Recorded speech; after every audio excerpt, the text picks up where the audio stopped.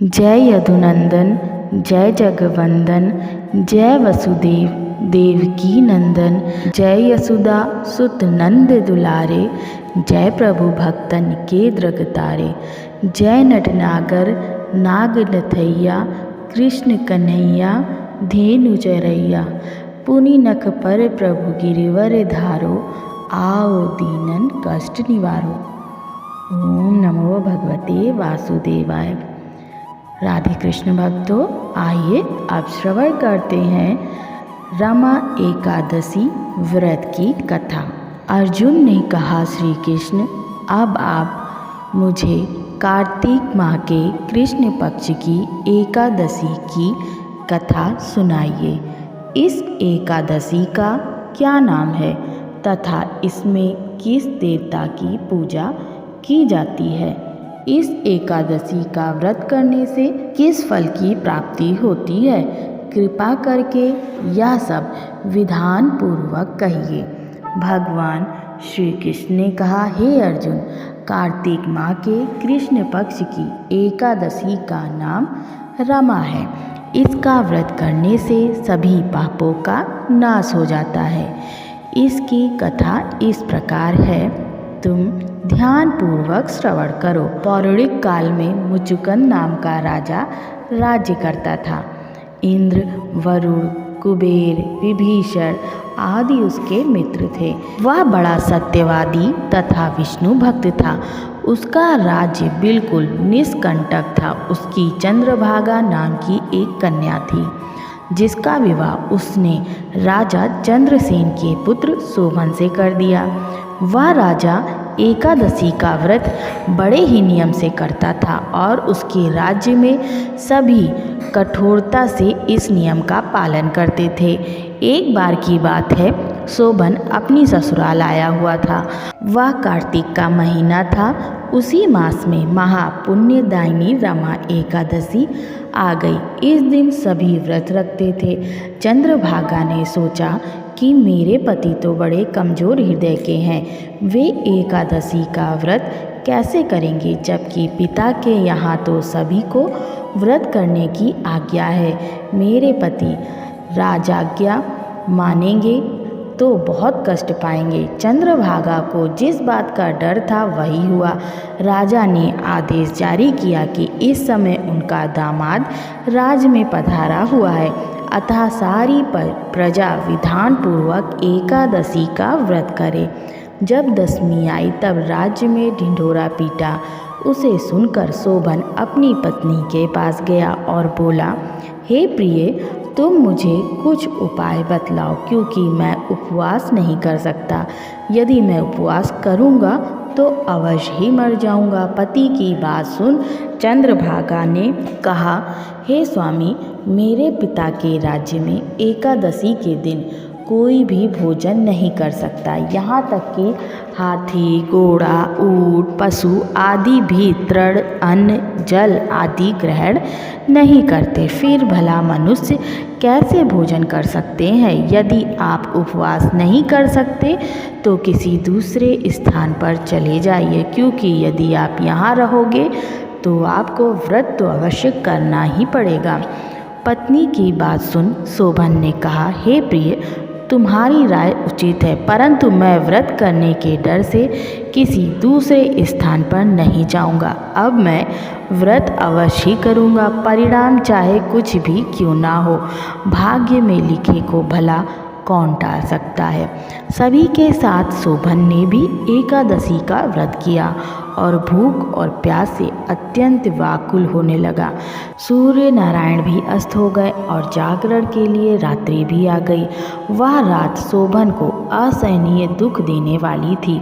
दूसरे दिन सूर्योदय होने से पूर्व ही भूख प्यास के कारण शोभन के प्राण पखेरु उड़ गए। राजा ने शोभन के मृत शरीर को जल प्रवाह करा दिया और अपनी पुत्री को आज्ञा दी कि वह सती ना हो और भगवान विष्णु की कृपा पर भरोसा रखे। चंद्रभागा अपने पिता की आज्ञा अनुसार सती नहीं हुई। वह अपने पिता के घर रहकर एकादशी के व्रत करने लगी। उधर रमा एकादशी के प्रभाव से शोभन को जल से निकाल लिया गया और भगवान विष्णु की कृपा से उसे मंदराचल पर्वत पर धन्य धान्य से परिपूर्ण तथा शत्रु रहित देवपुर नाम का एक उत्तम नगर प्राप्त हुआ। उसे वहाँ का राजा बना दिया गया। उसके महल में रत्न तथा स्वर्ण के खंभे लगे हुए थे।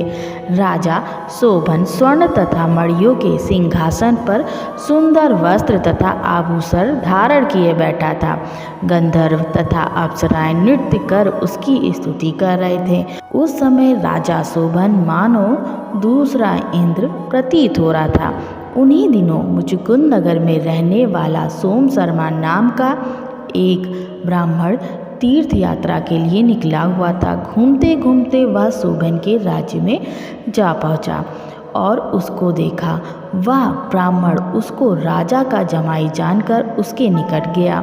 राजा शोभन ब्राह्मण को देखकर आसन से उठ खड़ा हुआ और अपने ससुर तथा स्त्री चंद्रभागा की कुशलक्षेम पूछने लगा। शोभन की बात सुन सोम शर्मा ने कहा, हे राजन, हमारे राजा कुशल से हैं तथा आपकी पत्नी चंद्रभागा भी कुशल है।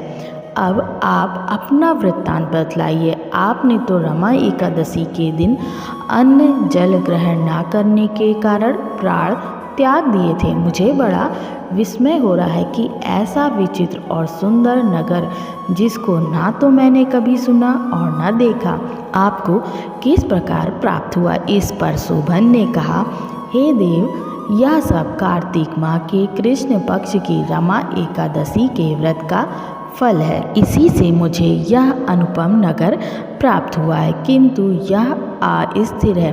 शोभन की बात सुन ब्राह्मण बोला, हे राजन, यह अस्थिर क्यों है और स्थिर किस प्रकार हो सकता है, सो आप मुझे समझाइए। यदि इसे स्थिर करने के लिए मैं कुछ कर सका तो वह उपाय मैं अवश्य ही करूँगा। राजा शोभन ने कहा, हे ब्राह्मण देव, मैंने वह व्रत विवश होकर तथा श्रद्धा रहित किया था। उसके प्रभाव से मुझे यह अस्थिर नगर प्राप्त हुआ। परंतु यदि आप इस वृत्तांत को राजा मुचुकुंद की पुत्री चंद्रभागा से कहेंगे तो वह इसको स्थिर बना सकती है। राजा शोभन की बात सुन ब्राह्मण अपने नगर को लौट आया और उसने चंद्रभागा से सारा वृत्तांत कह सुनाया। इस पर राजकन्या चंद्रभागा बोली, हे ब्राह्मण देव, आप क्या वह सब दृश्य प्रत्यक्ष देखकर आए हैं या आप स्वप्न कह रहे हैं। चंद्रभागा की बात सुन ब्राह्मण बोला, हे राजकन्या, मैंने तुम्हारे पति शोभन तथा उसके नगर को प्रत्यक्ष देखा है, किंतु वह नगर अस्थिर है।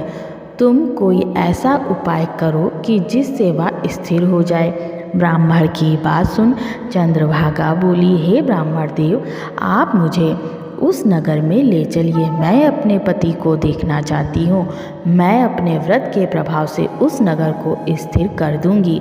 चंद्रभागा के वचनों को सुनकर वह ब्राह्मण उसे मंदराचल पर्वत के पास वामदेव के आश्रम में ले गया।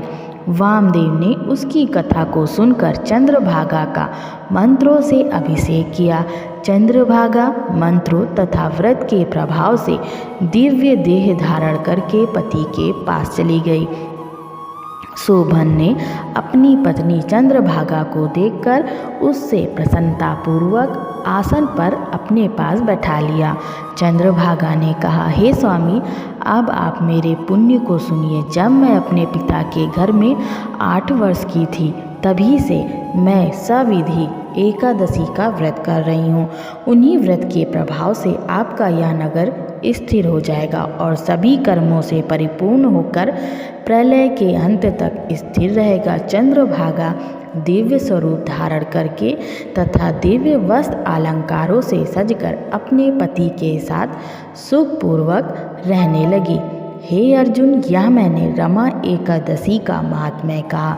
जो मनुष्य रमा एकादशी व्रत को करते हैं उनके सभी पाप नष्ट हो जाते हैं। जो मनुष्य रमा एकादशी का महात्म्य सुनते हैं वह अंत समय में विष्णु लोक को जाते हैं। कथा का सार यह है कि भगवान श्री विष्णु बड़े ही दयालु और क्षमावान है। श्रद्धा पूर्वक या विवशता से होकर भी अगर उनका पूजन, व्रत, एकादशी पालन किया जाए तो वह उसे भी उत्तम फल प्रदान करते हैं। परंतु मनुष्य को चाहिए कि वह भगवान की पूजा निस्वार्थ भाव से पूरी श्रद्धा से करे। शोभन अपनी पत्नी द्वारा श्रद्धापूर्वक किए गए एकादशी व्रत के कारण अपने राज्य को स्थिर कर सका। ऐसी सुकर्मा पत्नी भगवान श्री हरि की कृपा से ही प्राप्त हो सकती है। जय श्री कृष्ण।